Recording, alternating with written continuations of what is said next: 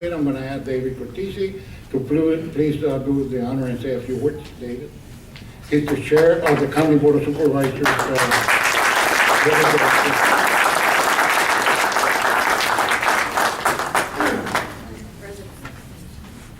Well, thank you very much. I'll be brief. I'm eager, like all of you, to hear what Senator De León has to say, and what an honor to have him down here along with his colleagues, Senator Bill and Senator Wachowski, joining us, and of course, the Mayor of San Jose.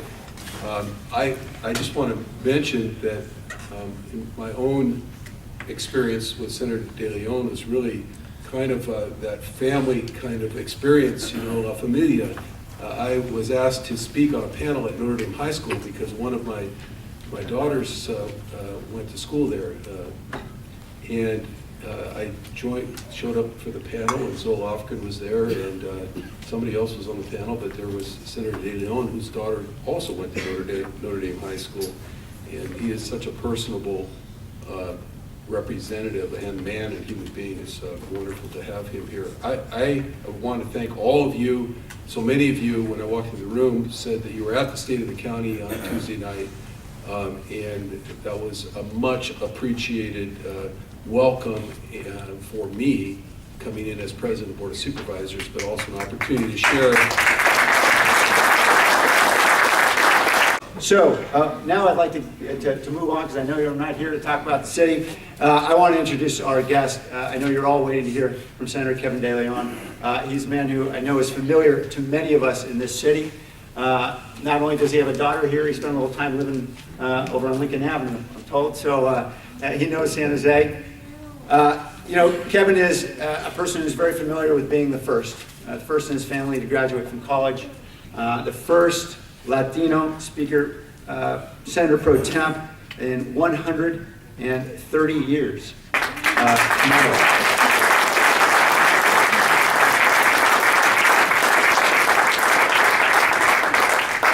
And he got his start in public service the hard way as a community organizer, as an educator, led the largest march in the state of California and helped to organize against Prop 187 over 20 years ago. And has really had his roots in the community in that small town to our south. In the legislature, he's been a leader in so many ways. Certainly a strong advocate for all residents of limited income. He's pushing an innovative approach to provide retirement security to millions of low-income workers. He authored the first legislation in the country to prevent the unnecessary separation of families, protecting against parental rights from being terminated as a result of immigration status. He has brokered a compromise with Governor Jerry Brown, very importantly on AB 60, that allowed many of our residents, thousands of our residents, to obtain licenses, undocumented immigrants, critically important for everyone's safety. He has led in so many ways. I just listed a couple of the accomplishments on brokering a very important compromise on a plastic bag ban, a bill which I know was very difficult. It took many, many years, and Senator De León led the way. We are grateful to have him back in San Jose. We know that he is from that small town to the south, but he has San Jose in his heart. Just remember that around budget season, right, Senator? And for that reason, for many other reasons, because I wanted to ensure that the senator knew that the million residents of the city of San Jose are proud of their leadership in Sacramento, including, of course, Senator Bell and Senator Wachowski. I want to present a commendation as we introduce Senator De León.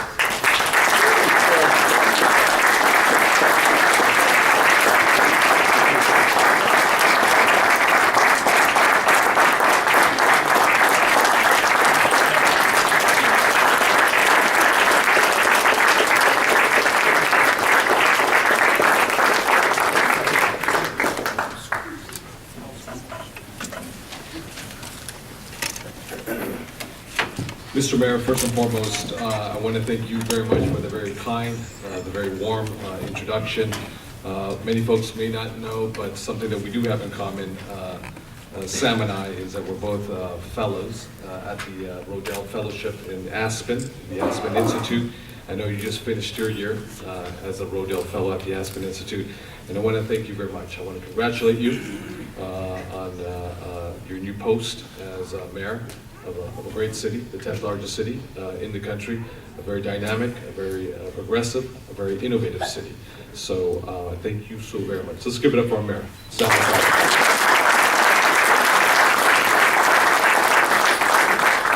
I want to also congratulate another great elected official, as just made reference to just a few moments ago, the newest chair of the County Board of Supervisors for Santa Clara.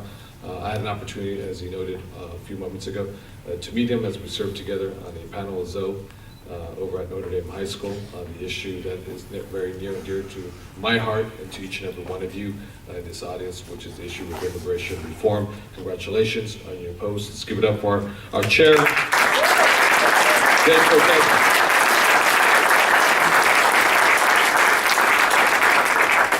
There's two individuals that are very special to me, near and dear, not just because they form part of the Senate Democratic Caucus, but they are very critical voices in Sacramento as it relates to the city of San Jose and the county of Santa Clara. One individual in particular, I call him El Lobo Solitario. You know, when I first met him back in the California State Assembly, this is an individual who has been, I had just met him. We went to Japantown to have lunch for the first time when he was serving on the County Board of Supervisors. And I went to the county building, we rode in his car, we went to Japantown, and since then we've struck an incredible relationship. He is the conscious in the Democratic Caucus when it comes to mental health. He is the chair of the Mental Health Caucus in Sacramento.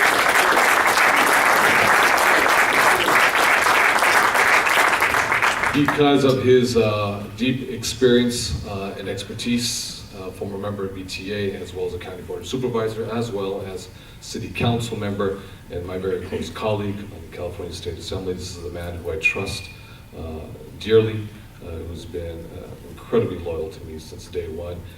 He's a powerhouse in his own right in Sacramento. That's why I appointed him to be the chair of the Senate Transportation Committee of the state of California. That is my very good friend, Jim Bell.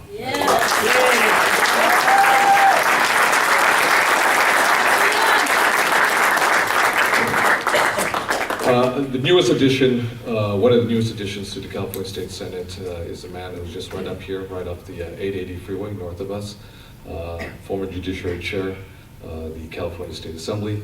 I appointed him as our chair of Environmental Quality, EQ, which is a very important committee.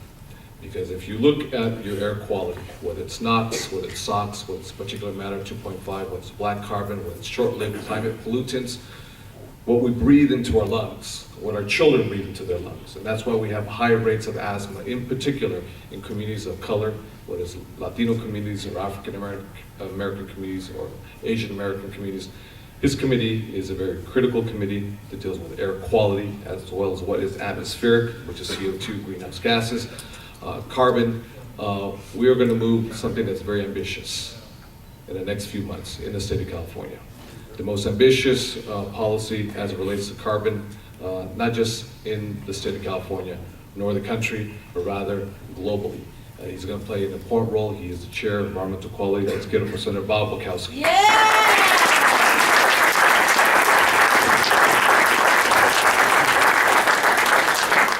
And also too, I'm very honored that a few of the council members have joined us here today. That is Councilmember Raul Perales, as well as Tanwin. I knew that Carlos Ponce is here too. Carlos Ponce, obviously a very good friend. We spent some time in Mexico City just a few months ago when I met with the president of Mexico, Enrique Peña Nieto. Carlos and a few other his colleagues, his peers, general counsels in Sacramento as well as Los Angeles played a really key role, because when the president, Enrique Peña Nieto, came to visit the United States for the very first time, officially as the President of the Republic of Mexico.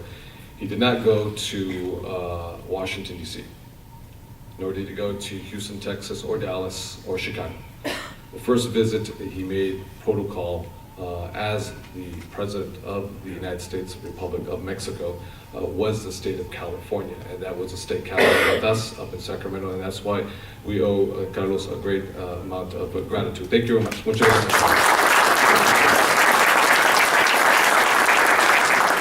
I want to congratulate also to Dom Cortez's daughter, Patty, you know, and it's your daughter, isn't it, Dom? It's your daughter, right?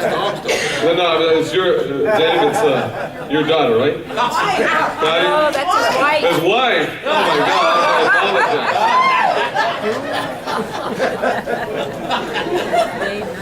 Congratulations. Congratulations, Patty. Congratulations.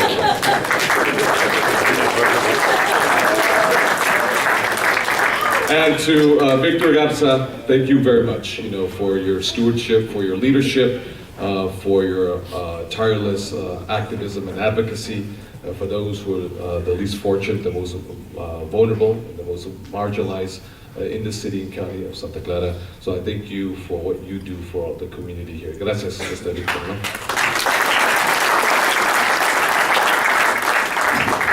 Bueno, antes que nada quisiera compartir algunas palabras muy breves en español.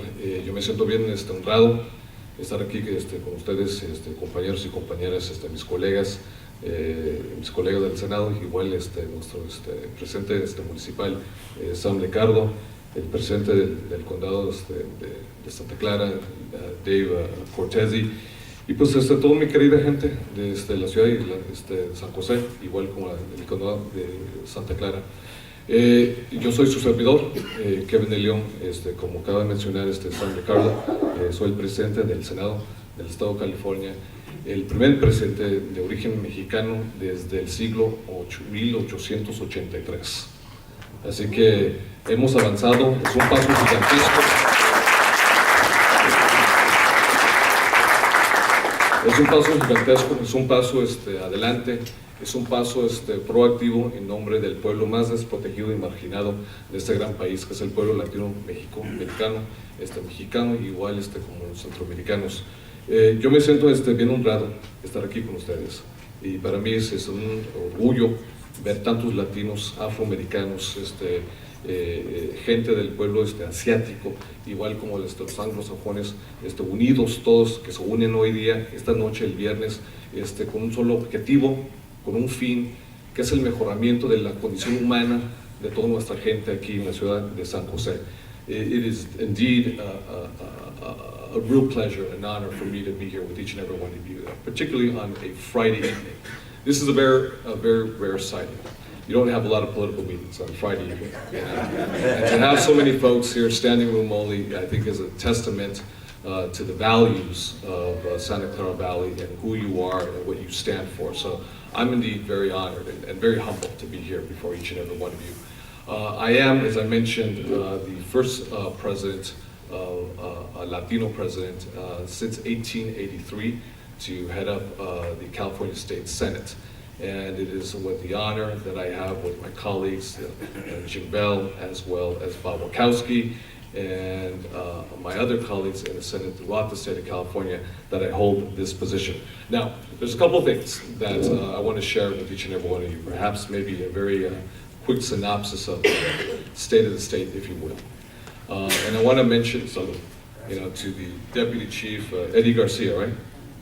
Eddie Garcia, our Deputy Chief, who is very young. We got a bright future, it seems, as the Chief of Police. Whether it's here or if you get picked up somewhere else, But 4 E's that I want to discuss very quickly: economic growth, education, energy, environment, as well as equity. Now, economic growth. We have just surpassed Russia, as well as Italy, as well as of just 2 weeks ago, the Republic of Brazil, to occupy the 7th largest GDP in the world. Now, I want to put this in context for each and every one of you so you can see the larger picture. The largest GDP in the world is the United States of America. Second, it's China. Third, if my memory serves me correct, it's Japan, it is Germany, it is France, it's the United Kingdom, then it's the state of California. Right. Then it's Brazil, Russia, Italy, and so forth. We are the 7th largest GDP in the entire world, with a population of 40 million. That shows you the resiliency of the people of the state of California, especially when we just left the worst economic recession since 1929, but we had so many people unemployed. Our unemployment rate is hovering about 7% right now. It is dropping little by little. People are getting back to work. But something that was said a few moments ago by one of your speakers, undoubtedly we have a tale of two states, because in some parts of the state it's almost like the Gilded Age. Folks are doing quite well, no question about it. Other parts of the state, obviously, that Gilded Age, or I should say that economic growth, hasn't touched their lives as of yet. So we have millions of people are still being left behind in this economy. So we have to, with a sense of intentionality, target strategic investments to make sure that every single individual, regardless of who they are, regardless of where they come from, regardless of their legal status or the color of their skin, regardless of their gender, have a real opportunity to succeed in this society. And that's why, as we move forward with our economic growth plan for the state of California, we're going to make sure that this economic growth touches every single individual in the state of California, whether you're in Central Valley, whether you're in the Inland Valley Empire, or whether you're in the east side of San Jose. Because what's at stake is too much. Because I come from a neighborhood that can show and demonstrate clearly what happens when you get it wrong. What happens when either policy gets it wrong and fails a community, a neighborhood, a people. That's why economic growth for all individuals is absolutely critical, particularly for those who are the most marginalized in the state of California. Now, 2, education. The young men and women who spoke, who spent some time in Walden West, were very impressive to me. And education is absolutely critical because it's the greatest equalizer we have in a society that continues to be stratified based on race, gender, and socioeconomic status. The Senate Democratic Caucus has introduced a very ambitious plan, a very straightforward, a very thoughtful plan, SB 15. Now, obviously, we've seen the narrative with President Janet Napolitano, as well as Governor Brown. The showdown, if you will, between tuition tax hikes, if you will, on the students at the University of California. Let me throw a number at you that a lot of folks don't know. The California State University system is the largest public university system in the world. The University of California is the best public university system in the world. The CSU system, half of its students are part-time students. When you disaggregate the data, half of the students at the Cal State University system are part-time students. That is a startling number when you think about it, because it's not 2/3 or 3/4 full-time students, a quarter or a third part-time. Half of the students are part-time students. And the reason why is that the CSU, the majority of students come from working class families, immigrant families, first-time college students, non-traditional students, or single mothers who have a child or two. So it makes it that much harder for them to graduate on time. So the question is, how can we open up more slots at the UC level, at the Cal State level? We have a juggernaut as it is right now, in the front part, the front entrance, if you will, of our higher education system. On the back end, if in fact, if you succeed in getting in, it takes you that much longer because you have to work 2 or 3 jobs, or you have to incur much more debt. So when you graduate, your FICO score suffers because obviously you have much more debt. It's much more difficult for you to pay it off. And you don't start off with a clean bill of health. Obviously, it's that much more challenging. SB 15 by Senator Marty Block and I and a few other of my colleagues promises to move forward a comprehensive plan to open up 5,000 brand new slots at the UC level 10,500 brand new slots at the Cal State level. We will buy down the proposed tuition tax hike that the UC Regents have already proposed and voted on, where we will eliminate that tuition tax hike. And what we'll do is we'll provide a completion incentive grant for kids at the Cal State level, so they can graduate in 4 years.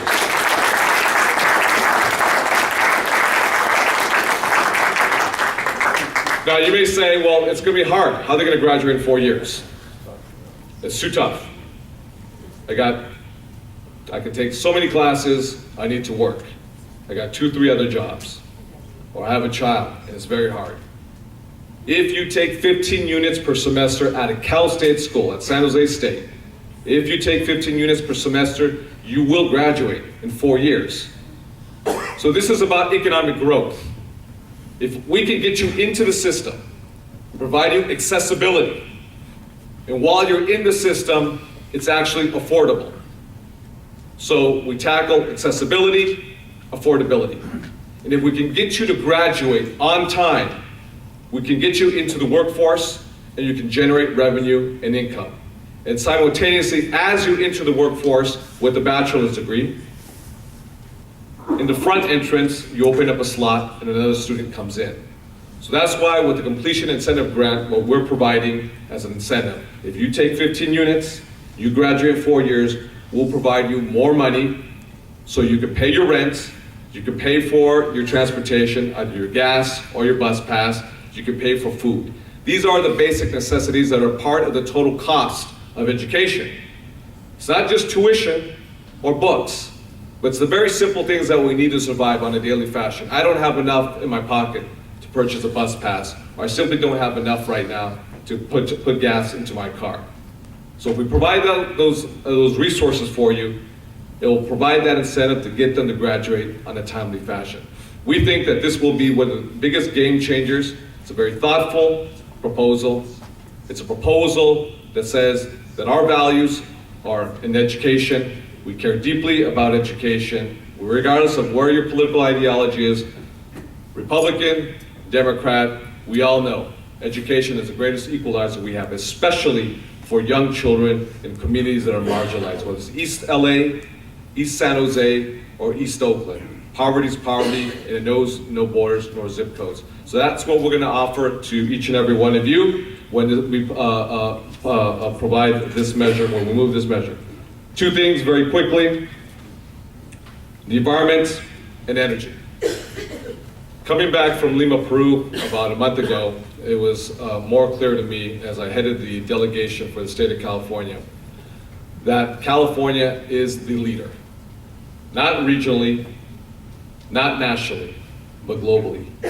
The whole world is watching what we do in California.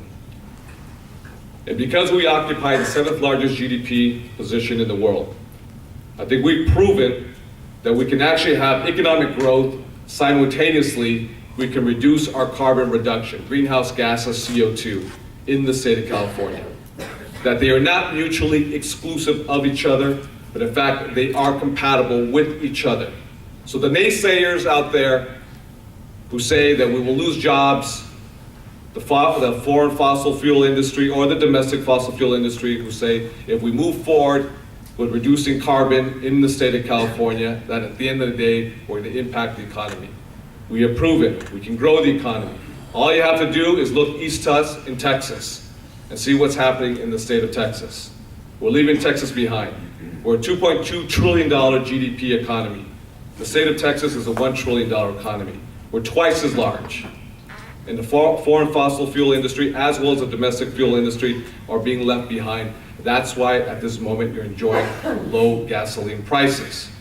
We've also, so that you know for the record, we've sent Senator Jim Bell, Senators Wachowski, and 21 others have submitted a letter to the Attorney General Kamala Harris to monitor any potential gas price manipulation. If you recall, during the energy deregulation, during the energy crisis, when the electricity markets shot straight up, we want to make sure that the consumer, each and every one of you, are protected. So this is our promise to each and every one of you.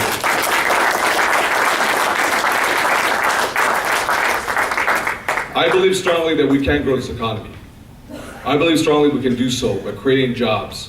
Jobs that are real, jobs that are tangible. Not jobs that can be outsourced to right to work state or offshore to Guangzhou, China, or elsewhere. Jobs that are labor intensive. Jobs that our community can do. Whether it's HVAC systems, whether it's window fenestration, whether it's double pane windows, whether it's insulation.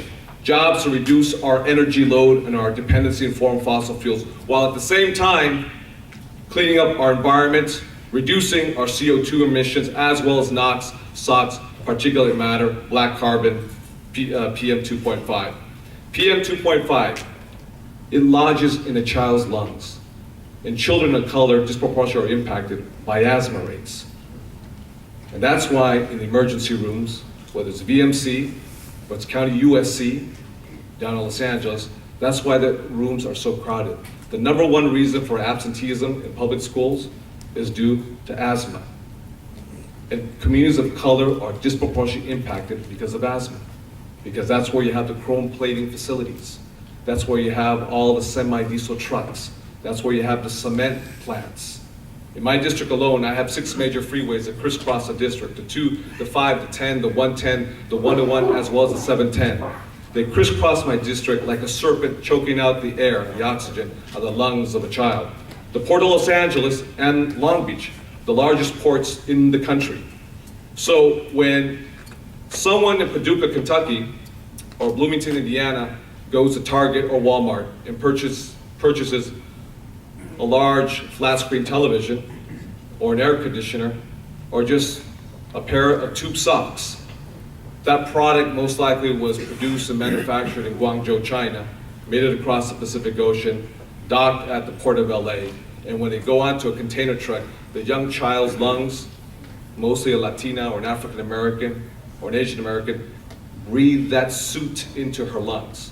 So the price points of the product that are sold in mid-America are being subsidized by the public health, the young lungs of children in the state of California.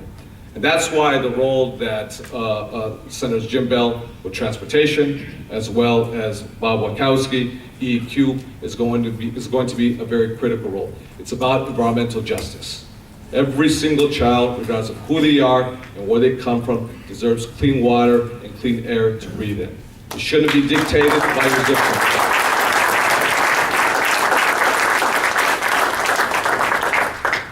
Lastly, and we're going to have a big preview. I don't want to say too much right now because my communications team will get very upset with me about, we'll have a big announcement next week with regards to climate change and carbon. But lastly, the issue of equity. I did announce this already officially yesterday at the Sacramento Press Club, the issue of child care. I will introduce a child care measure for low-income parents so they have the ability to enter the workforce. So they have the ability to enter the workforce so they can have the sense of faith and confidence that they can leave their child with someone who they know will provide them with the necessary skills with high quality child care.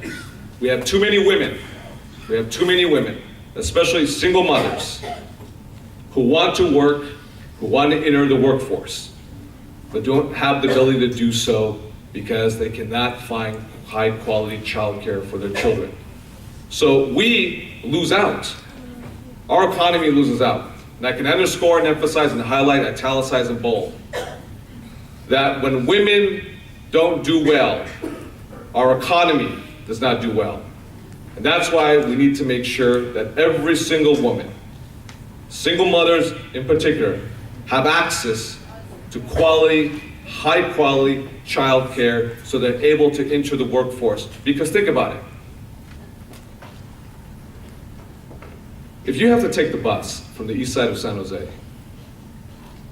to Los Altos or Palo Alto or Saratoga or Los Gatos and spend the whole day cleaning someone else's home or taking care of someone else's child while your child is alone. And it was mentioned earlier by the police chief and others, or the deputy chief or others, the gangs are waiting. They're waiting to recruit. And not all gang members are bad, as we know. because many of them are lost themselves too. Whether it's a sense of self-hatred, whether it's mental health issues that we deal with, mental health, bipolar, schizophrenia, personality disorders. These are issues that impact our community. But for a woman, especially a single mother woman, who has a daughter or a son, and there's nowhere to leave him or her, and have this sense of security, then you're not going to enter the workforce. It's absolutely too difficult for you to do so. And we are losing out so much.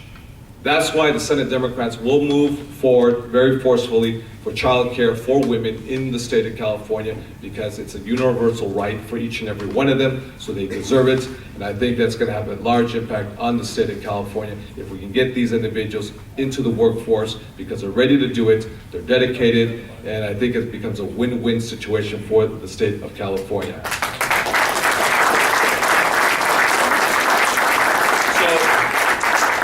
All I can say is, Victor, thank you so very much, for this invitation. I'm really honored to be here and with my colleagues, Jim and Bob and Mr. Mayor, and Mr. Chair of the County Board of Supervisors, and with this wonderful audience.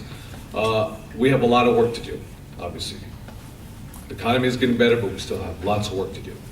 And this is the greatest state and the greatest country in the world, where the youngest child of a single immigrant mother with a third-grade education, the only one to graduate from high school, would have the faith of someone like Jim Bell and Bob Wachowski to lead the Senate Democratic Caucus. This is an amazing state with a beautiful tapestry, a wonderful mosaic of the different ethnicities and cultures that actually is the strength of who we are. And to the young men and women, I want to say one thing too. I'm very impressed. I'm very proud of who you are. You should be proud of who you are.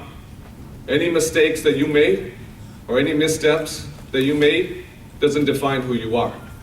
We as individuals, as adults, as elected officials, as law enforcement officers, we make mistakes continuously. And we'll continue to make mistakes because we're human beings. But any mistakes that you've made, don't worry about it, because it does not define who you are as an individual. You can be anything you want. You can be a mayor, elected official, you could be a counselor, a therapist, an engineer, a teacher, a nonprofit, director. You could be an advocate, an activist. It's who you are. I started off organizing immigrants, undocumented immigrants in the streets. Never thought in my wildest dreams I would have ever found to be, 1, an elected official, 2, a senator, 3, let alone the president of the California State Senate.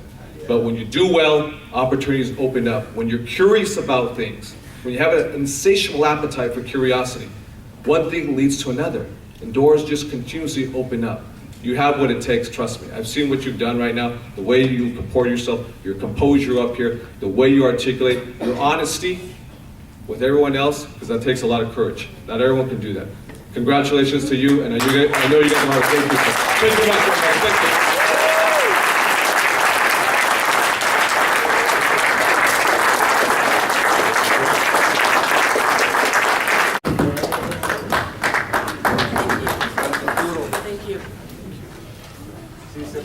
Sí se puede.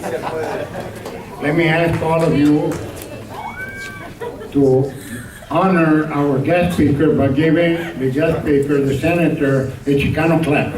Chicano clap.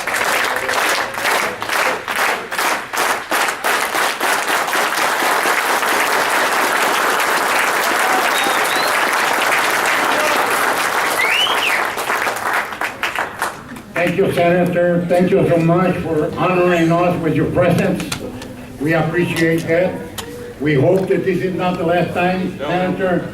You're always welcome.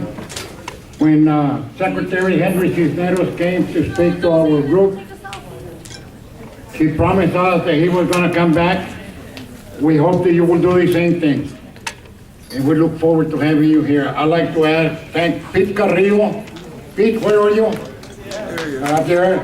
He's the one that helped us work with the senator's office to get the senator on here. Thank you so much, Pete, for your help and support to La Raza Roundtable. Thank you.